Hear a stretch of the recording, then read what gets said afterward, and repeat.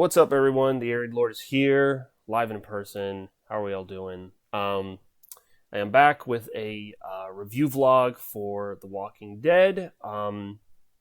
Yes, the show has ended, but I still have a lot of different thoughts about the show in general and just how the finale went down and where I think things are going to go from here.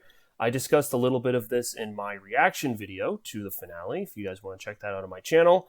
I recognize, looking back, I think XSplit was playing the show audio a little too loudly. So there are some segments where you're like straining to like hear what I'm saying. Definitely when the show's not playing, you can hear that completely fine. But there are some reactions that were muffled just because of the sound quality. Apologies for that. But it wouldn't be a reaction video if there weren't technical difficulties. I think if you go back to some of my most famous ones, like the season 7 premiere, like the freaking stream like crapped out on me. I remember I had to like switch to a TV. It was ridiculous. But anyway, I'm doing this one co-op. He is starring as Rick Grimes today.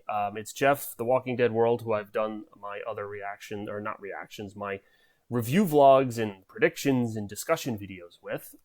He's here with me today to discuss some of the outlook for the show, and we're going to start with reviewing the finale. But how are you doing, sir? How are you post Walking Dead finale? I'm good. I'm glad to be here talking about the finale and the series as a whole. It's so weird to kind of actually be talking about the finale because I feel like we've talked about the finale for so long just in the build up to it, and now it's actually over, and it's like surreal almost. So, but I'm excited to dive into it and get into the full thing. Yeah. Yeah, I know. This felt like the show that went on forever, right? Like it was just a staple of my life, especially. Like I think about the spring and the fall, especially because like I'm a big football guy, big New England Patriots fan, and some of my videos definitely yield that direction. I made a rant video about one of their performances a few weeks ago, but when the Pats aren't playing, like I know especially in the spring, like when the Super Bowl ends, there's that stretch in the spring where I'm watching Walking Dead right after. It's like middle of February into like April. And so I'm like, okay, I've got like my Sunday thing, and now, I don't know when these new series are going to drop for, Maggie Negan and all the rest, but, it's going to be a very different kind of spring because the film and release schedule for all of the shows is going to be very different. So it's going to be quite an adjustment, but that comes with, the territory. So I feel like, there's a bunch of different things I want to talk about in this video, but the first thing I want to discuss is the finale overall and some thoughts and opinions I had about it. Overall, I liked it. I think the biggest thing, and I've been saying this in past vlogs, and we'll probably, bring it up again here, is the fact that I really wish they had a full season 12. Like, I feel like Lance and Pamela were taken from us too soon. I felt like I was just getting into their characters, especially Lance. When this part C, the third part of season 11 started, I was really into Lance as a villain. Like the cliffhanger with him flipping the coin in Oceanside, and the tracking Daryl, like the race. Like I loved like him trying to get to the Commonwealth before Daryl and Maggie. So, who would win against the other person, because Negan getting there first was what, allowed Carol and, to turn Pamela on Lance. Like, if Lance got there first, like, things could have been disastrous for them. He was trying to get that signal out to them and stuff, and they were trying to stop him at every turn. So, I wish we had more time with his character, and things were just wrapped up very quickly. And Sebastian, those are our three main villains, Sebastian, Lance, and Pamela, and they really cycled between them. And they just fell like dominoes. Like, once Sebastian was bit, you had Lance coming out of prison, and then there was this almost silly comedic scene where he goes and grabs the rifle and tries to shoot at Carol and Daryl, and then just, gets an arrow in his throat. And then Endgame Pamela, and she's just being big dictator mode, and you don't get too much into her character, and then by the end, they've got to stop the walkers, and she shows her true colors, and then that's it. So I guess to you, Jeff, how did you feel about how they use their villains? I guess that's where we can start. For the entirety of season 11, but even just really this back half, how they treated their villains for the Commonwealth arc. Yeah, it's so weird looking back on the season because we really didn't even get all three of them weren't in the entire season. I mean, Pamela didn't come in until I think it was the 10th episode, and Lance was somewhere around like six, I think, five or six. So they weren't even like the villains from the very beginning of the season. It was just more towards the second half of it that they really became like the core villains of the season because we had to deal with the Reapers for way too long, way too long. And I feel like that really dragged the season overall down because they focused so heavily on that Reaper's story arc that I really didn't like it all. And it took so long for the Commonwealth story to actually get going fully that it felt like the entirety of that storyline, especially the villain aspect, was so jam packed into the end.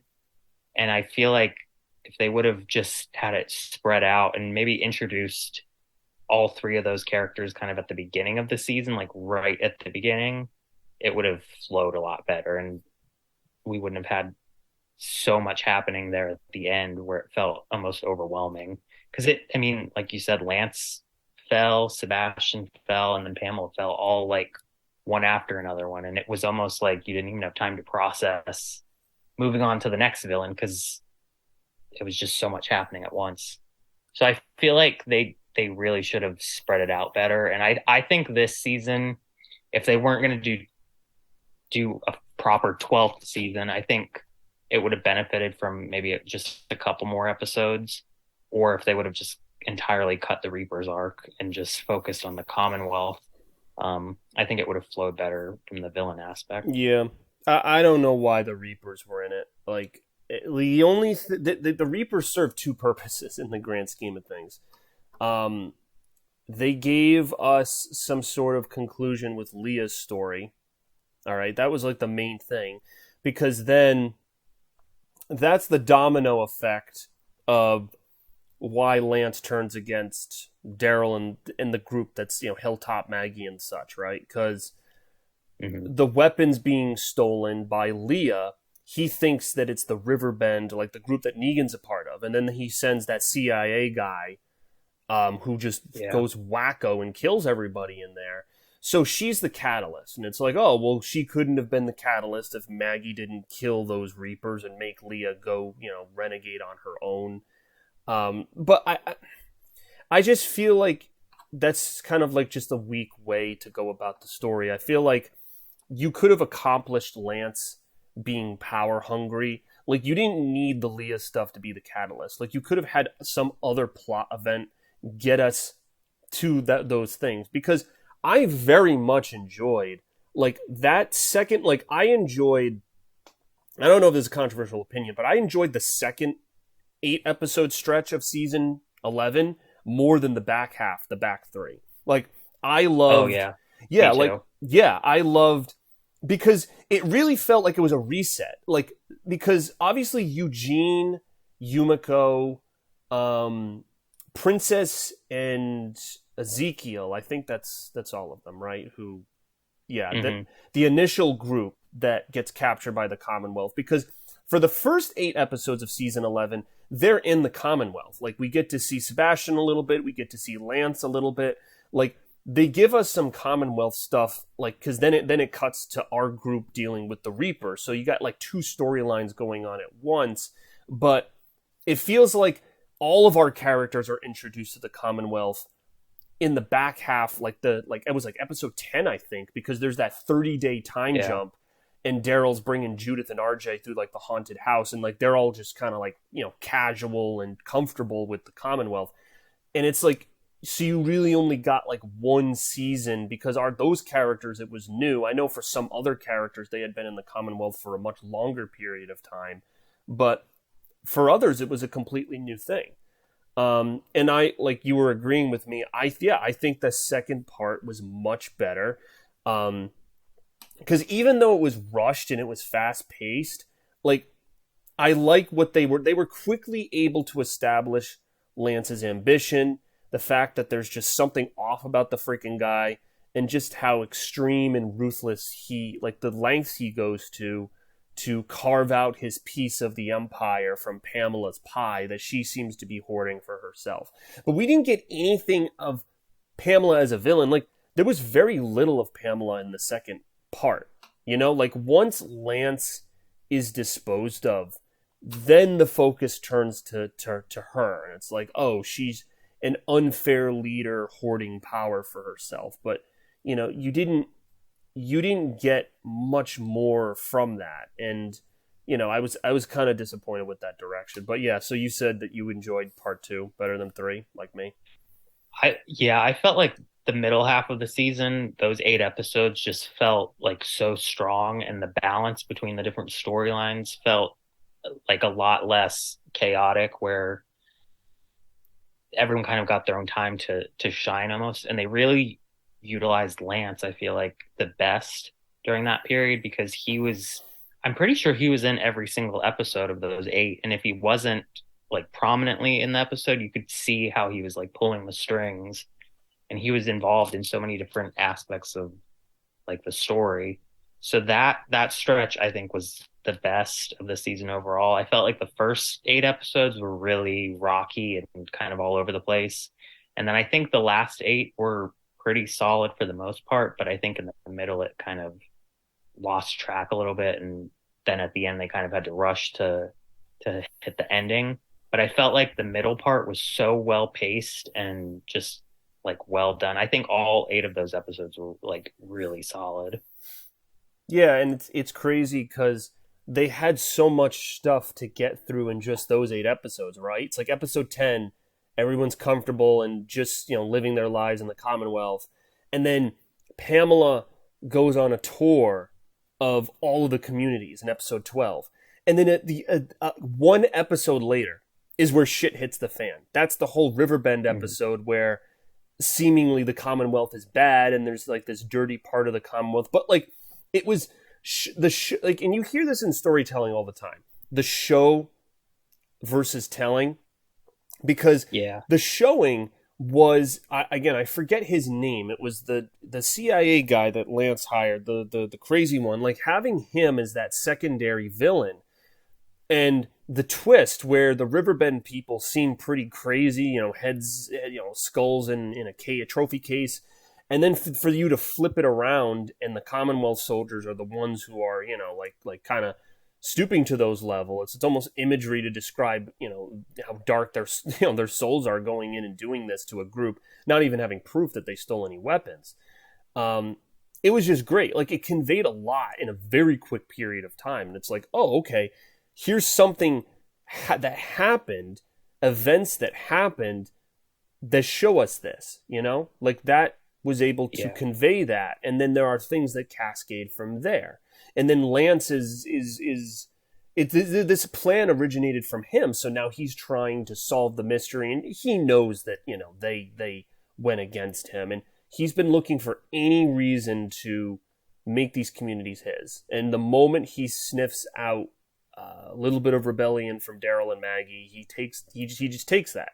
And I'm angry because I don't feel like episode 17, when we came back to this back half of episodes, that we ever got like a good conclusion to that. Like, it was wrapped up in one episode. Like, the whole episode was great. Like, the cat and mouse, like the scene where Daryl like crashes the car into those Commonwealth soldiers where Negan's trying to get away, and Daryl single-handedly like takes down like 3 soldiers, and Lance is just like, kill him. Like, he's just like, I love just crazy Lance like trying to go after Daryl. Like, I enjoyed that. Like, I would have liked maybe like 2 more episodes of that, but then it's like, oh yeah, we're just going to make Lance the scapegoat for all of Sebastian's shit. Like, you know, they just found like a loophole, and I'm just like, ah, man. And like, even when he got captured, you know, and this is a separate thing I'm going to ask you, but also kind of rant about. I was convinced that Lance was the one who had foreign relationships, and more specifically was dealing with the CRM, like dealing with those relations. Because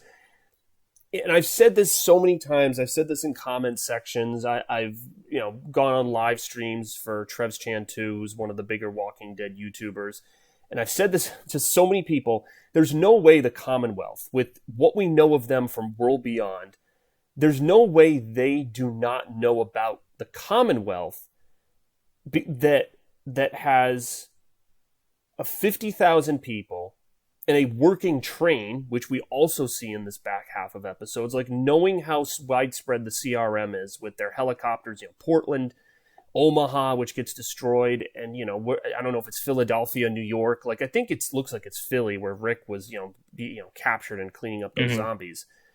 There's just no way they don't know about each other. Like they've got black versus white. They've got opposite armors. Like it's like.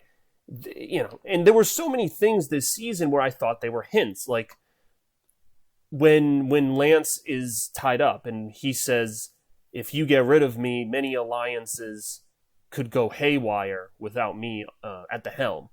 And then there was the whole thing when Connie was almost taken to Designation 2. Like, what the hell was Designation 2?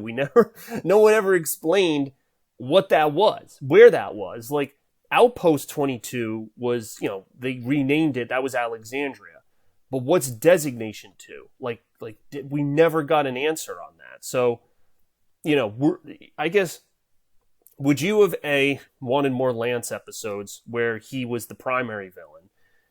And B, were you disappointed that they never connected the CRM and Commonwealth? Like, I understand, you don't have a lot of episodes to do it. And again, advocating for why they needed more episodes. But I'm just really disappointed that you couldn't connect these two things, because you could have used that to lead into your other shows. Because I'm pretty sure Daryl going to Paris, that the CRM is involved in the variant walkers that we saw in the final scene of World Beyond. I'm pretty sure they've got something going on up in New York. Obviously, they're going to be the prime focus of the Rick and Michonne series. Like they're in Fear the Walking Dead. Like they're everywhere, And I just was hoping, they're in the Walking Dead when Jadis is in it. So I was just hoping that they would connect those dots a little bit more. So yeah, for Lance, I think it would have been so much better if they would have introduced him in the very first episode of season 11, because that's the episode that we meet Mercer, and I think, even if he was just in it for a quick second to at least establish his character, I think that would have been better, because we don't really see him until they actually get into the Commonwealth. And then there's already so much happening that we don't really get to dive into his character fully, I feel, until the second part of season 11. But as for the CRM, that was something that I was completely convinced that they were going to reveal all season, even at the very start when we first met Lance. I was like, he's got to have some sort of connection to the CRM. And I still think that is a possibility. I feel like they might not have wanted to necessarily drop that bomb on us in The Walking Dead. I feel like maybe that could be something that's kind of revealed in the background on the Rick and Michonne show or somewhere else in the universe. Because like you said, there's no way that they wouldn't know about the Commonwealth when it's literally right there in the middle of where they've been established. We've seen that they have outposts all over the place. We've seen that they kind of just travel all over the place looking for resources.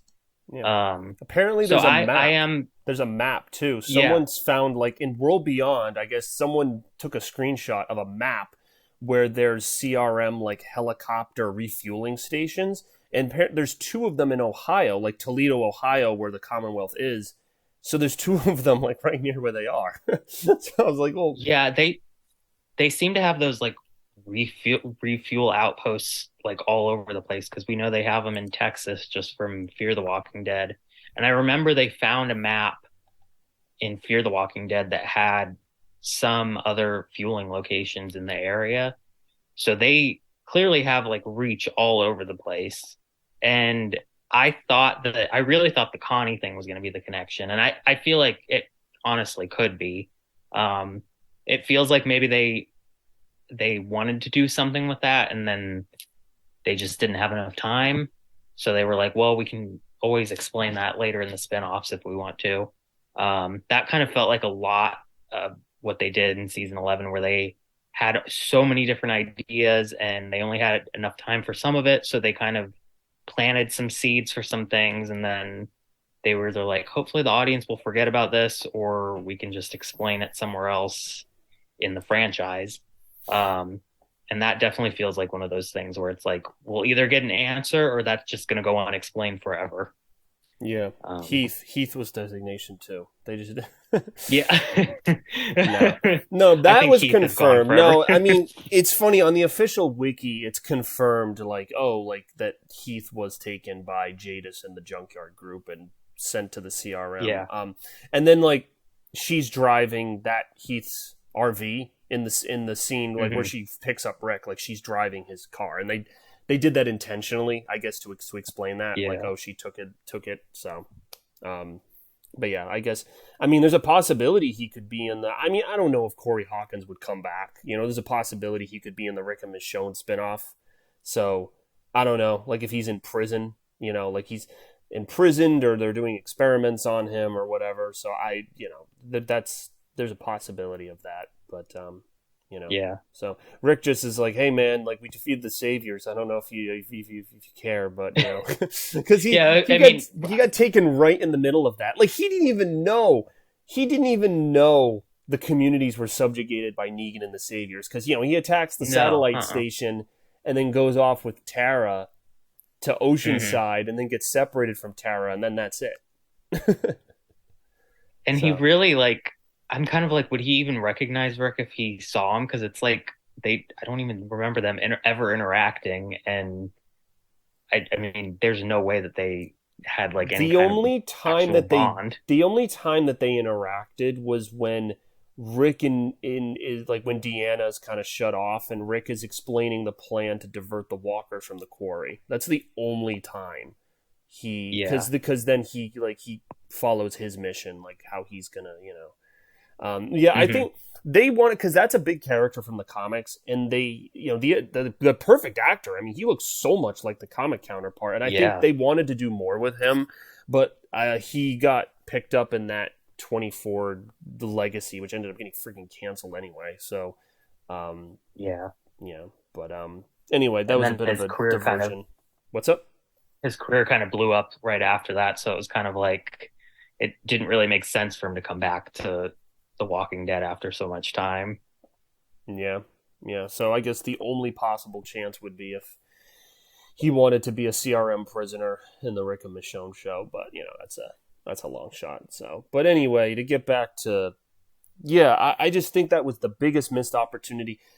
Did Angela Kang did like anyone ever ask her? Because like now I feel like it's okay for her to just like unless it's a spoiler from the CRM stuff or stuff that Gimple is like, oh, we can't talk about that. Do you think it's okay if like she just reveals stuff. Like, if someone were to interview her now and say, hey, what the heck's Designation 2? You mentioned this in this episode and it never got brought up again.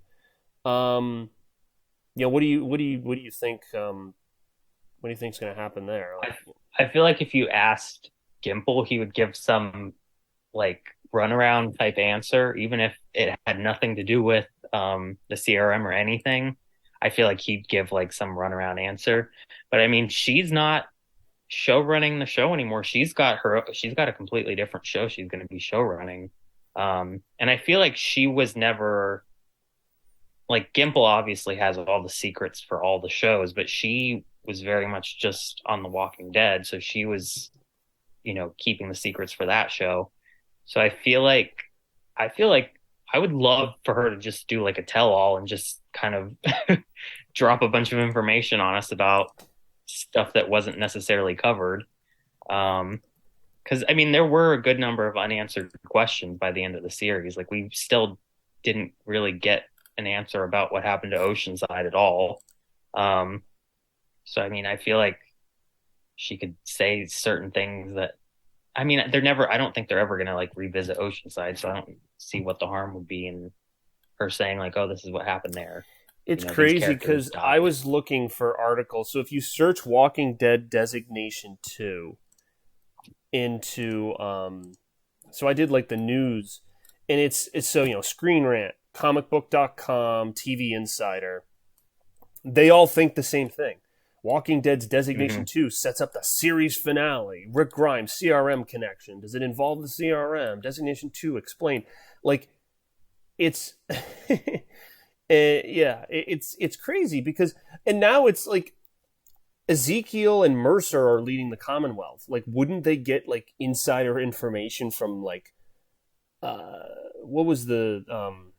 that other soldier, Briggs, or the woman who was loyal to Pamela, like any of the soldiers, really, they could have they could have asked, like, or even Mercer might know, or interrogate Pamela, like, what the hell is Designation, like where were these people? Because they've sent previous people there, so like, and I don't know if like that's the easy solution, and that makes the most sense to me. Like that had to have been the A and B thing, where you're an A or a B. Yeah. And you like that was, and it was, for me, that was the way, like, it was tribute. It was almost like the Hilltop and Alexandria providing tribute to the saviors. So it's like, all right, in order for us to continue living in your world and being our own city that doesn't have to deal with you, we'll give you these people, you know.